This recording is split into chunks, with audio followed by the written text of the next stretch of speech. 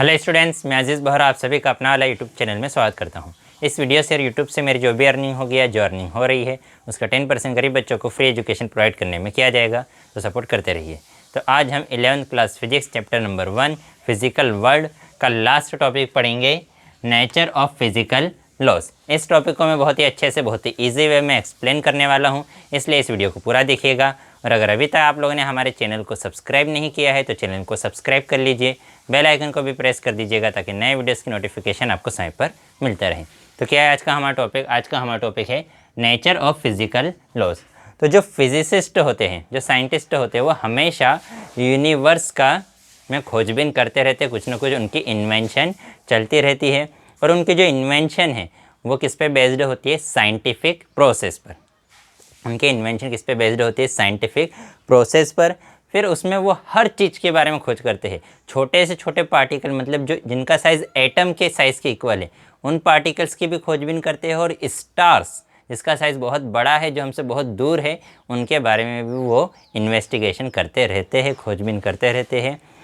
इसके साथ साथ वो बहुत सारे जो ऑब्जर्वेशंस करते हैं, एक्सपेरिमेंट्स करते हैं, उन ऑब्जर्वेशन और एक्सपेरिमेंट के बेसिस पर बहुत सारे फैक्ट्स फाइंड आउट करते हैं। कि वो देखते हैं कि हाँ, अर्थ पर कोई भी ऑब्जेक्ट को हम रिलीज़ करते हैं तो अर्थ की तरफ अट्रैक्ट होती है, तो अर्थ की तरफ अट्रैक्ट होती है। इन चीज़ों को उन्होंने बहुत सारे एक्सपेरिमेंट से ऑब्ज़र्व किया, तो इसके बेसिस पर ही उन्होंने एक लॉ दिया, लॉ ऑफ ग्रेविटेशन। तो वो क्या करते हैं कि बहुत सारे फैक्ट्स को एक्सपेरिमेंट और ऑब्जर्वेशन के बेसिस पर फाइंड आउट करते हैं, और उस फैक्ट को समराइज़ करने के लिए वो एक बेसिक लॉ देते हैं। और जनरली वो जो लॉ होता है वो मैथमेटिकल फॉर्म में होता है। जैसे जो यूनिवर्सल लॉ ऑफ ग्रेविटेशन है, यूनिवर्सल लॉ ऑफ ग्रेविटेशन दिया कि हाँ, ऑब्जेक्ट्स एक दूसरे को अट्रैक्ट कर रहे हैं, और फिर उसको मैथमेटिकल फॉर्म में बताया कि जो ऑब्जेक्ट है वो एक दूसरे पर फोर्स कितना लगाते हैं, F equal to G capital M small m upon R square. कि जहाँ पर F क्या है? Force, capital M first object का मास है, स्मॉल m सेकंड ऑब्जेक्ट का, R उनके सेंटर्स के बीच की डिस्टेंस, और G क्या है? कांस्टेंट है। तो कोई भी रूल देते हैं, कोई भी लॉ देते हैं, तो उसको जनरली मैथमेटिकल फॉर्म में देते हैं। फिर उसके बाद अगर कोई भी फिजिकल फिनोमेना होता है, जैसे अगर रोड पर कार चल रही है, तो उस फिजिकल फिनोमेना को गवर्न करने वाले बहुत सारे फोर्सेस होते हैं। कि अगर कोई रोड पर कार चल रही है तो उस पर बहुत सारे फोर्सेस लग रहे हैं, अब उसके साथ साथ उसमें उस फिज़िकल फिनोमेना में बहुत सारी चीज़ें टाइम के साथ कंजर्व होती है, और बहुत सारी चीज़ें टाइम के साथ चेंज होती रहती है। जो कुछ चीज़ें ऐसी होती है, कुछ फिज़िकल क्वांटिटीज़ ऐसी होती है जो टाइम के साथ चेंज होती रहेगी, जैसे जैसे टाइम चेंज होगा उन चीज़ों की वैल्यू चेंज होती रहेगी। और कुछ चीज़ें ऐसी होती है जिनकी वैल्यू टाइम के साथ चेंज नहीं होती। जिन चीज़ों की टाइम के साथ वैल्यू चेंज नहीं होती, उन चीज़ों को हम कहते हैं कंजर्व्ड क्वांटिटी, कि वो कंजर्व्ड है मतलब फिक्स है, उसकी टोटल वैल्यू चेंज नहीं होगी। तो कौन सी चीज़ें चेंज नहीं होती है, क्या है वो कंजर्वेशंस वाली चीज़ें, उसके बारे में अगर हम डिस्कस करें तो अगर कोई ऑब्जेक्ट है, सपोज़ करो वो क्या कर रहा है, वो मोशन कर रहा है under the influence of conservative force. अब कंजर्वेटिव फोर्स क्या होता है, जिसकी बात कर रहा हूँ मैं? कंजर्वेटिव फोर्स क्या होता है एक तो, और दूसरी बात हमने क्या कहा? Conserved quantity.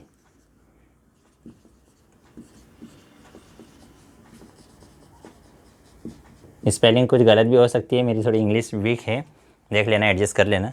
तो हमने क्या कहा, एक तो कंजर्व्ड क्वांटिटी मतलब जो टाइम के साथ चेंज नहीं होती, और कंजर्वेटिव फोर्स मतलब जो फोर्स है, अगर कोई वर्क किया, तो अगर किसी फोर्स ने जो वर्क किया वो वर्क पाथ पर डिपेंड नहीं करता।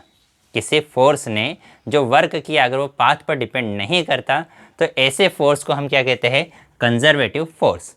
और कंजर्व्ड क्वांटिटीज़ मतलब क्या है? कि जिसकी वैल्यू टाइम के साथ चेंज नहीं होती। तो अगर कोई ऑब्जेक्ट कंजर्वेटिव फोर्स के इन्फ्लुएंस में, कंजर्वेटिव फोर्स की वजह से क्या कर रहा है? मोशन कर रहा है। अब मोशन कर रहा है, सपोज़ करो मोशन कर रहा है, तो मोशन में उसकी मैकेनिकल एनर्जी कंजर्व रहेगी। क्या कंजर्व रहेगी? मैकेनिकल एनर्जी कंजर्व रहेगी। अब मैकेनिकल एनर्जी क्या होती है? मैकेनिकल एनर्जी मतलब kinetic energy and potential energy. Kinetic energy और पोटेंशियल एनर्जी के सम को ये क्या कहते हैं? Mechanical energy. तो काइनेटिक एनर्जी क्या होती है कि कोई ऑब्जेक्ट अगर मोशन कर रहा है तो उसके मोशन की वजह से उसमें जो एनर्जी है उसको हम क्या कहते हैं? Kinetic energy. और किसी ऑब्जेक्ट की पोजीशन, उसकी कन्फिग्रेशन की वजह से, उसकी जो अरेंजमेंट की वजह से जो एनर्जी होती है उसको हम क्या कहते हैं? Potential energy. तो काइनेटिक प्लस पोटेंशियल एनर्जी को ही हम क्या कहते हैं? Mechanical energy. तो अगर कंजर्वेटिव फोर्स की इन्फ्लुएंस में अगर कोई ऑब्जेक्ट मोशन कर रहा है तो उसकी मैकेनिकल एनर्जी हमेशा कंजर्व रहेगी। एग्जाम्पल के तौर पर कि अगर यहाँ पर ये है अगर हमारा ग्राउंड, और ग्राउंड से यहाँ पर कोई ऑब्जेक्ट रखा हुआ है, इस यहाँ पर ऑब्जेक्ट रखा हुआ है रेस्ट में, ठीक है, रेस्ट में रखा है, मतलब इसकी काइनेटिक एनर्जी तो कितनी होगी? ज़ीरो, क्योंकि मोशन कर नहीं रहा है तो काइनेटिक एनर्जी होगी नहीं। लेकिन इसकी अभी कुछ पोजीशन है तो पोजीशन की वजह से इसकी क्या रहेगी? कुछ पोटेंशियल एनर्जी। अब जैसे हम यहाँ से इसको रिलीज़ करेंगे, देखो जैसे जैसे हाइट बढ़ती है पोटेंशियल एनर्जी इंक्रीज़ होती जाती है। कि अगर हम ग्राउंड पर जो पोटेंशियल एनर्जी है अगर उसको ज़ीरो कंसिडर कर ले, ये आने वाले चैप्टर्स में हम और डिटेल में पढ़ेंगे कि ग्राउंड पर अगर पोटेंशियल एनर्जी को हम ज़ीरो कंसिडर कर ले तो, और ग्राउंड से अगर उसको ऊपर ले जाए तो जैसे जैसे ऊपर ले जाएंगे उसकी पोटेंशियल एनर्जी इंक्रीज़ होती जाती है। उसको ऊपर ले जाने में हमने जो वर्क किया वो वर्क ही पोटेंशियल एनर्जी के फॉर्म में स्टोर हो जाता है। तो यहाँ पर हाइट पर अगर कोई ऑब्जेक्ट रखा हुआ है तो इसके अंदर क्या है? पोटेंशियल एनर्जी है, लेकिन अगर रेस्ट में तो काइनेटिक एनर्जी ज़ीरो। मतलब इसकी जो टोटल मैकेनिकल एनर्जी है, टोटल मैकेनिकल एनर्जी किस फॉर्म में है? पोटेंशियल एनर्जी के फॉर्म में। अब यहाँ से अगर हम इसे रिलीज़ कर दे तो धीरे धीरे वो कहाँ आएगा? नीचे आएगा। हाइट कम होती जाएगी तो पोटेंशियल एनर्जी डिक्रीज़ होती जाएगी। अब वो पोटेंशियल एनर्जी कहाँ जा रही है? तो ऑब्जेक्ट आ रहा है नीचे आ रहा है, मतलब वो मोशन कर रहा है, और मोशन कर रहा है मतलब उसके अंदर क्या आ जाएगी? Kinetic energy. तो जैसे जैसे ऑब्जेक्ट नीचे आएगा पोटेंशियल एनर्जी काइनेटिक एनर्जी में चेंज होती जाएगी, और इन दोनों का सम मतलब मैकेनिकल एनर्जी हमेशा क्या रहेगी? कांस्टेंट रहेगी, कंजर्व रहेगी। हमने क्या कहा कि अर्थ इस पर क्या लगा रही? Gravitational force. वो कौन सा फोर्स है? कंजर्वेटिव फोर्स के इन्फ्लुएंस में वो मोशन कर रहा है। तो पोटेंशियल प्लस काइनेटिक एनर्जी हमेशा कांस्टेंट। अभी रेस्ट में तो पूरी एनर्जी पोटेंशियल एनर्जी के फॉर्म में, जैसे जैसे मोशन करेगा पोटेंशियल एनर्जी कन्वर्ट होती जाएगी काइनेटिक एनर्जी में, और जब वो ग्राउंड को बिल्कुल टच करने वाला रहेगा उस टाइम पर उसकी पूरी की पूरी पोटेंशियल एनर्जी काइनेटिक एनर्जी में चेंज हो जाएगी, और जैसे ही ग्राउंड को टच करेगा वो अपनी काइनेटिक एनर्जी ग्राउंड को दे देगा, और उसकी एनर्जी कितनी हो जाएगी? ज़ीरो। तो और ये कंडीशन कब है? जब यहाँ पर एयर नहीं हो। ये कंडीशन कब फॉलो होगी कि जो मैकेनिकल एनर्जी है वो कंजर्व कब रहेगी, कांस्टेंट कब रहेगी? जब यहाँ पर एयर नहीं हो। अब जो एनर्जी है, एनर्जी फिजिक्स का या साइंस का एक सेंट्रल कॉन्सेप्ट है। हर फिनोमेना में ये इसको समझना बहुत ज़रूरी है कि उस फिनोमेना की एनर्जी क्या है, क्या नहीं है, क्या चेंज हो रही है, क्या नहीं हो रहा है। तो कंजर्वेशन ऑफ एनर्जी बहुत ही सेंट्रल कॉन्सेप्ट है फिज़िक्स का, कि जो एनर्जी है, टोटल एनर्जी, कोई भी अगर सिस्टम है उसकी टोटल एनर्जी फिक्स होती है, कांस्टेंट होती है, कंजर्व होती है, चेंज नहीं होती। हाँ, एनर्जी एक फॉर्म से दूसरे फॉर्म में चेंज हो सकती है, ठीक है, कि पोटेंशियल से काइनेटिक में चेंज होगी, लेकिन सिस्टम मतलब ऑब्जेक्ट उसके आसपास की टोटल एनर्जी चेंज नहीं होगी। और हमारे पास अगर कोई भी सिस्टम है तो उस सिस्टम की एनर्जी के लिए हम एक्सप्रेशन लिख सकते हैं। और उसके साथ साथ हमने क्या कहा कि उसकी एनर्जी, अब एनर्जी के बहुत सारे फॉर्म हो सकते हैं, पोटेंशियल एनर्जी, मैकेनिकल एनर्जी में आगे potential energy, electrical energy, heat energy, sound energy, बहुत सारी एनर्जीज हो सकती हैं। अब अगर हम बात करें कि अगर यहाँ, अभी तो हमने क्या कहा कि यहाँ पर एयर नहीं है, अब अगर यहाँ पर एयर है तो एयर है तो क्या होगा? एयर हो तो जब ऑब्जेक्ट नीचे आएगा तो उस ऑब्जेक्ट की कुछ एनर्जी, कुछ पोटेंशियल एनर्जी कि होना तो क्या चाहिए था? पूरी की पूरी पोटेंशियल एनर्जी काइनेटिक एनर्जी में चेंज हो जाना चाहिए थी, लेकिन उसकी कुछ एनर्जी एयर की वजह से हीट में कन्वर्ट हो जाएगी, कुछ साउंड में कन्वर्ट हो जाएगी। तो अब यहाँ पर मैकेनिकल एनर्जी कांस्टेंट नहीं रहेगी, मतलब इन दोनों का सम कांस्टेंट नहीं रहेगा, लेकिन टोटल एनर्जी क्या रहेगी, कांस्टेंट रहेगी। तो law of conservation of mechanical energy and law of conservation of energy, इन दोनों में हमें कंफ्यूज नहीं होना है। क्यों? क्योंकि मैकेनिकल एनर्जी के कुछ टर्म्स एंड कंडीशन है कि हाँ यहाँ एयर नहीं होना चाहिए, ये नहीं होना चाहिए, वो नहीं होना चाहिए, वो तभी वैलिड है। लेकिन law of conservation of energy सभी जगह वैलिड है। वो क्या कहता है कि चलो एयर है, ठीक है, पोटेंशियल एनर्जी है, काइनेटिक एनर्जी है, कुछ एनर्जी कन्वर्ट हो गई किसमें, हीट में, कुछ साउंड में, लेकिन फिर भी इन सभी को अगर हम ऐड करें तो टोटल एनर्जी तो उसकी कंजर्व्ड ही रहेगी। कि हीट को काउंट कर लिया, पोटेंशियल को, काइनेटिक को, साउंड को, सभी को काउंट कर दिया तो टोटल एनर्जी हमेशा कांस्टेंट रहेगी। अब ये जो law of conservation of energy है कि हर ऑब्जेक्ट की, हर सिस्टम की टोटल एनर्जी कंजर्व होती है, ये सभी जगह वैलिड है, चाहे वो माइक्रोस्कोपिक लेवल हो या मैक्रोस्कोपिक लेवल, चाहे माइक्रोस्कोपिक लेवल हो या मैक्रोस्कोपिक। माइक्रो मतलब बहुत ही छोटा एटम, न्यूक्लियर के साइज़ का, और मैक्रोस्कोपिक मतलब बड़े बड़े ऑब्जेक्ट्स के लिए, ठीक है। अब इसी को ध्यान में रखते हुए जो हमारा पूरा यूनिवर्स है, उस यूनिवर्स को भी हमने क्या कंसिडर कर लिया है, एक सिस्टम कंसिडर कर लिया है। और उस सिस्टम की मतलब हमारे पूरे यूनिवर्स की हमने ये कंसिडर किया है कि टोटल एनर्जी क्या है, फिक्स है। इस यूनिवर्स की टोटल एनर्जी कभी भी चेंज नहीं होगी, ना तो बढ़ेगी ना तो कम होगी।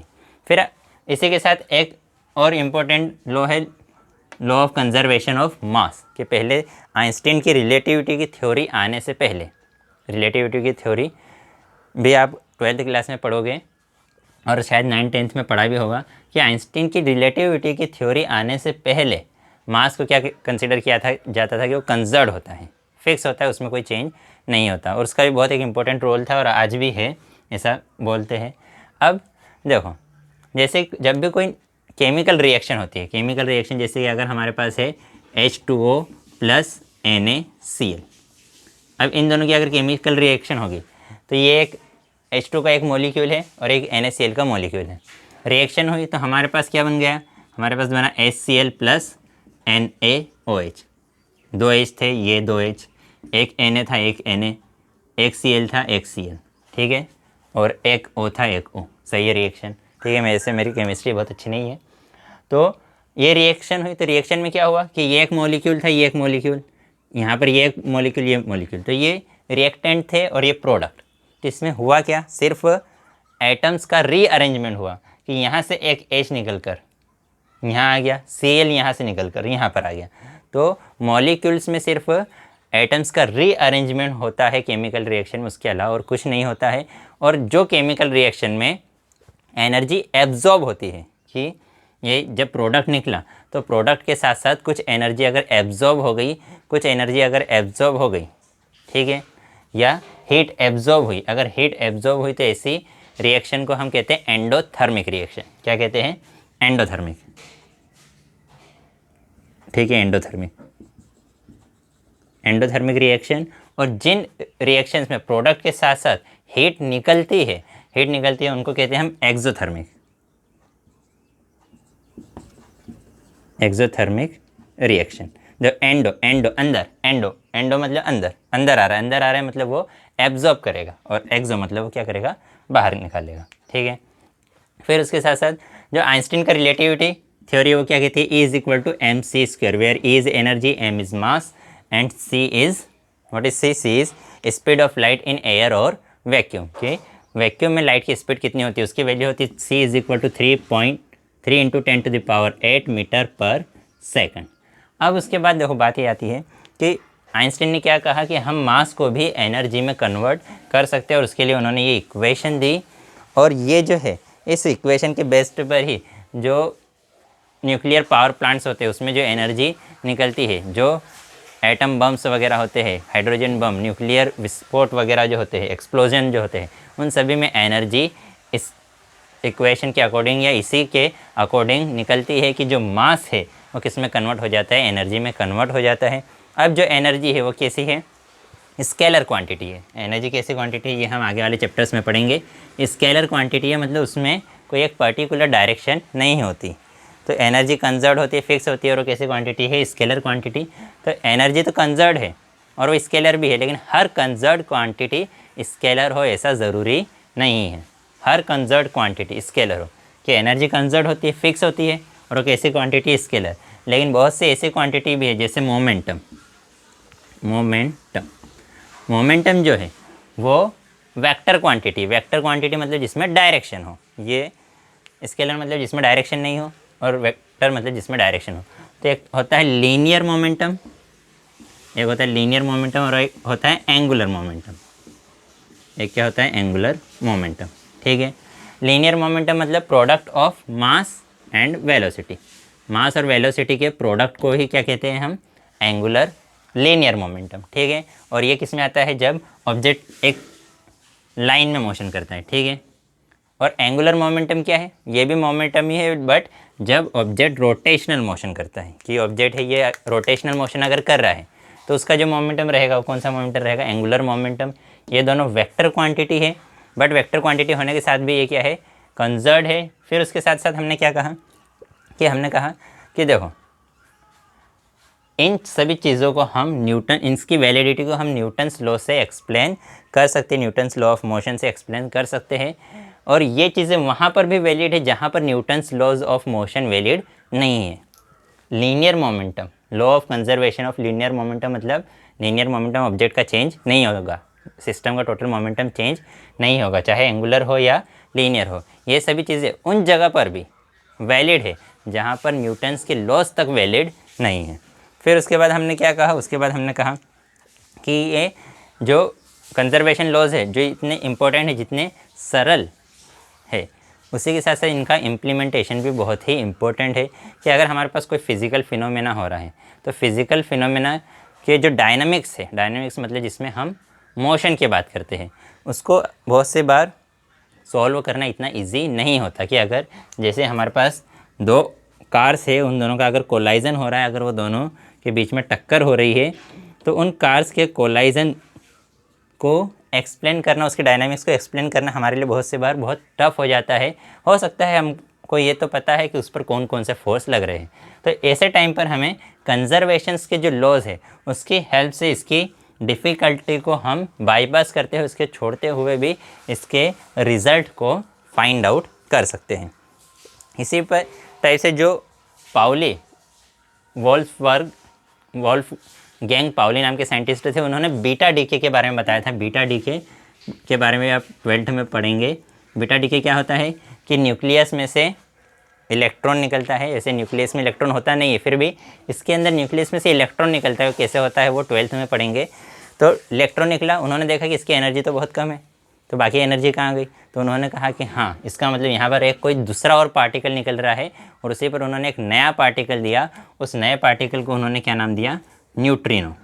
उस नए पार्टिकल को उन्होंने क्या नाम दिया? न्यूट्रिनो। फिर अब देखो, जो लॉज है फिजिक्स के, जो नेचर के जो फंडामेंटल लॉज है, वो टाइम सिमेट्री, स्पेस सिमेट्री और डायरेक्शन सिमेट्री को फॉलो करते हैं। इसका मतलब क्या? टाइम सिमेट्री मतलब अगर आज हमने कोई कहीं पर एक्सपेरिमेंट किया, सभी कंडीशन को अगर सेम रखते हुए वही एक्सपेरिमेंट हम अगर 1 साल बाद करेंगे, तो भी रिज़ल्ट वही आएगा जो आज आया है। मतलब टाइम के साथ उस फिनोमेना में कोई चेंज नहीं होगा। इसको हमने क्या कहा? Time symmetry. फिर उसके बाद